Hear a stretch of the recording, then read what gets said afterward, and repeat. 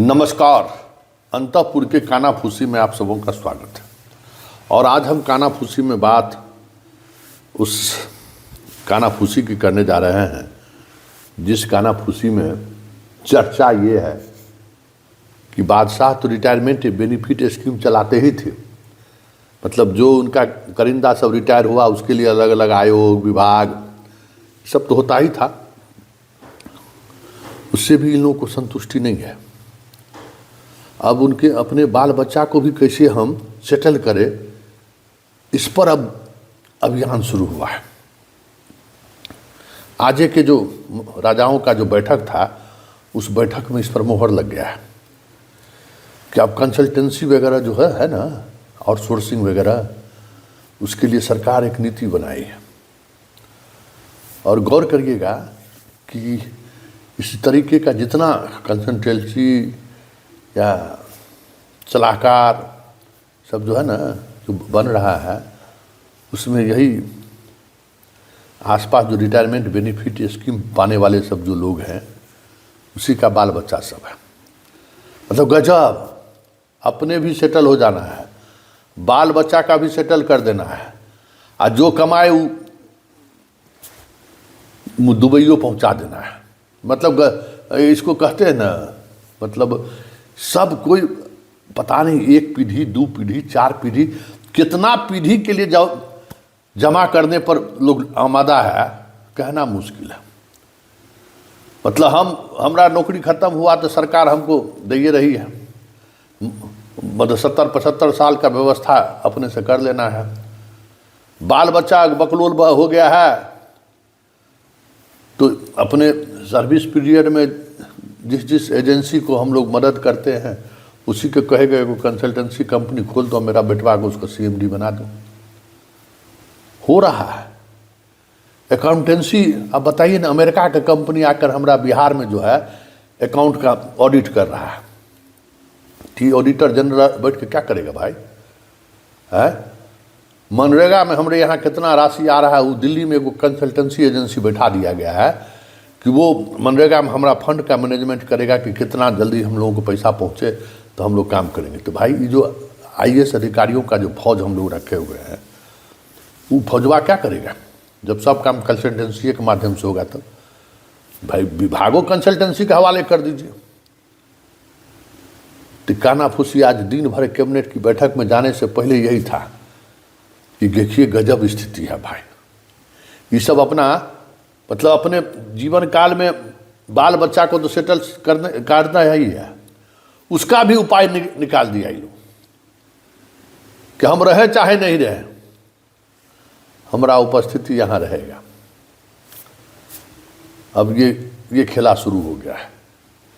तो कहते हैं कि जब बहादुर शाह जफर का वक्त का अंतिम दौर का वो शासन को याद करिए, सिर्फ एक सांकेतिक तौर पर ही सही, दिल्ली में वो बैठे हुए थे। 1857 की क्रांति में उनको हटाना पड़ा। अंततः अंग्रेज पूरे देश के शासन बागडोर को अपने हाथ में ले लिया। तो बिहार अभी इसी स्थिति में, बहादुर शाह जफर का जो वो दौर था, कह सकते हैं आप वही स्थिति है। जिसको जो मन है, पूरी अराजकता है, जिसको जो मन हो रहा है पास करा रहा है, जिसको मन हो रहा है वो किए जा रहा है, दोनों हाथ से एकदम जैसे भी हो सके।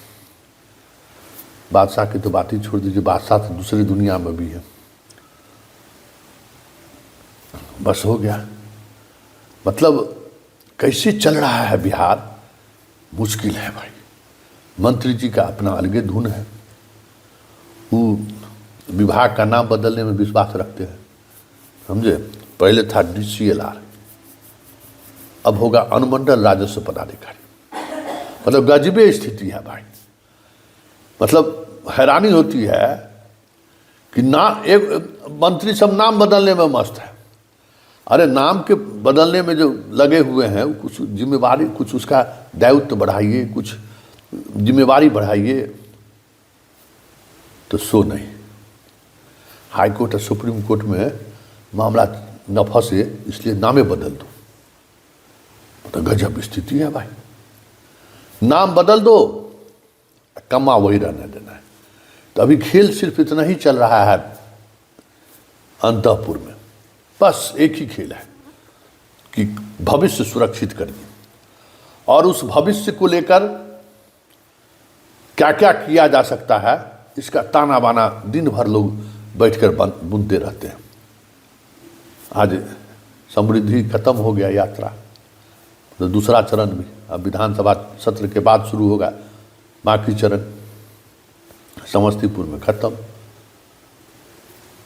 कौन समृद्धि लाया गया और समृद्धि से क्या होने वाला है? देखिए, मतलब पूरी तौर पर व्यवस्था जो है सिपह सालारों के हाथों में, और जो लोग साथ घूमते हैं वो बैठकर इस चीज़ों को समझें कि हो क्या रहा है, उसमें क्या और आउटपुट हो सकता है, क्या उसमें इनपुट दिया जा सकता है। कोई मतलब नहीं है। हेलीकॉप्टर पर उड़न खटोला पर आना है, उड़न खटोला पर उतर के भाषण दे देना है, फिर उड़न खटोला पर बैठ के पहुंच जाना है। कोई अंतःपुर में मस्त है, कोई कहीं मस्त है। बस चारों तरफ जो है ना आनंद लोग उठा रहा है। 14 करोड़ जनता हाथ पर हाथ धरे हुए है। 10,000 हो गया तब 2 लखटकिया पर अब बयान सुना आना शुरू हो गया है। राज्य में वही बचा हुआ है।